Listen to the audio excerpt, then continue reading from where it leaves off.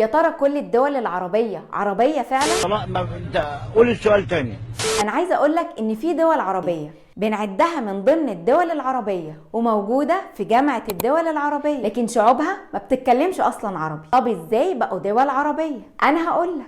أول دولة هي دولة الصومال، واللغة الرسمية فيها اللغة الصومالية. الدولة التانية هي دولة جيبوتي، اللغة الرسمية فيها اللغة الفرنسية واللغة الصومالية، يعني مفيش أي وجود للغة العربية. انضمت الدولتين دول لجامعة الدول العربية رغم إن شعوبهم أصلا ما بتتكلمش عربي لأغراض سياسية واقتصادية، زي مثلا إنهم يلاقوا دعم مالي ودبلوماسي. طب هي أي دولة كده ينفع تنضم لجامعة الدول العربية؟ بص يا سيدي، المادة الأولى من ميثاق جامعة الدول العربية بيقول أي دولة عربية مستقلة من حقها الانضمام لجامعة الدول العربية، لكن كلمة دولة عربية ما تحددتش عربية من ناحية إيه بالظبط؟